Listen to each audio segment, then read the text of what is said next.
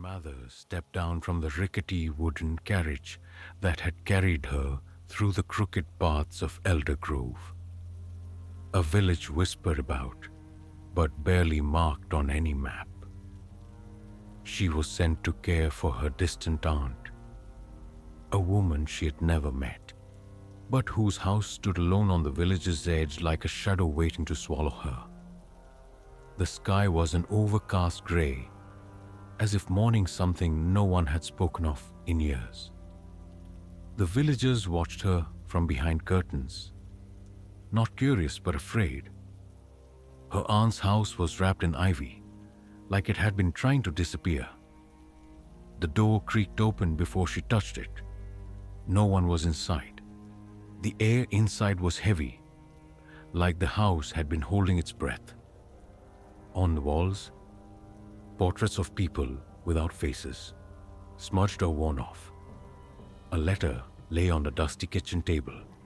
It read, "Don't go near the well. It remembers." Evelyn asked a hunched old woman in the market about the well. The woman flinched. "You're not from here. Don't go near it. We sealed it with blood." No one else would speak to her. That night, as she lit a candle by her bedside, she heard whispering beneath the floorboards. Not rats, not wind, whispers.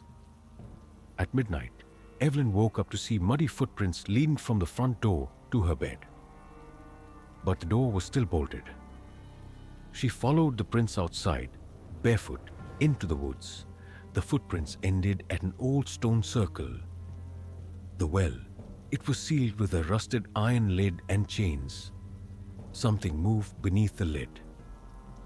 The next day, a stranger arrived, Thomas, a traveler who claimed to be lost. Evelyn let him stay. He was kind. Too kind. At night, she heard him whisper in his sleep, "Let her come to us." She pretended not to hear. But the next morning, the door to the well was open. Evelyn began to dream of a little girl crying at the bottom of the well. She would wake with muddy hands and scratches on her arms. Thomas was different now, colder. He said things he didn't remember saying. One night he screamed in his sleep, "She's inside me." Then Evelyn heard the same phrase from her own mouth, but she hadn't spoken it. Old village records revealed that every 13 years, a girl was taken to the well. It had been a pact, one made to stop something beneath from rising. Thomas wasn't lost. He was a guide. The next vessel, Evelyn was the offering. But something had gone wrong this time. Evelyn had awakened it too soon. The chains were gone. Evelyn stood at the well, wind howling around her. Thomas was behind her, face pale. "I tried to stop it," he said, tears in his eyes. "But you were chosen the moment you stepped here." From the darkness below, fingers emerged, long, bone-thin, with nails that shimmered like wet stone. Evelyn screamed as they dragged her in. But she didn't die. Not fully. The village is quiet again. Too quiet. The well is sealed. But sometimes people hear a girl whispering beneath the earth. "It's not over. I remember you." The fall felt endless. Evelyn's scream was swallowed by darkness. Her body finally landed on something soft. Mud, maybe moss. But the impact still knocked the breath out of her lungs. Gasping, she looked up. The mouth of the well was a faint dot of moonlight far above her. Impossibly distant. Her flashlight had gone out mid-fall. Everything was pitch black. But then she heard it. A whisper, impossibly close. "Evelyn, you came back." She scrambled to her feet. Her hands were shaking, slick with cold mud. The air was thick, rotten. She reached into her coat pocket and miraculously found her phone still intact. With trembling fingers, she turned on the flashlight. The beam revealed a narrow tunnel carved into the earth. Its walls were covered in old symbols and claw marks. Something had lived here, or maybe still did. Without thinking, she moved forward. As Evelyn crept deeper, her flashlight flickered. The beam revealed faces, etched into the walls. Dozens of them, mouths agape, eyes hollow, like they were screaming, like they were live ones. She knelt closer to one face. It looked eerily like her mother. "Help us," it whispered. Evelyn fell backward in horror. The whisper had come from the wall. Suddenly, the tunnel began to hum, a low, mournful drone, like a funeral chant. She turned to run, but the path behind her had collapsed. The well was gone. She was trapped. Evelyn found herself in a chamber, bones scattered everywhere. Animal, human, too many to count. In the center was a stone altar.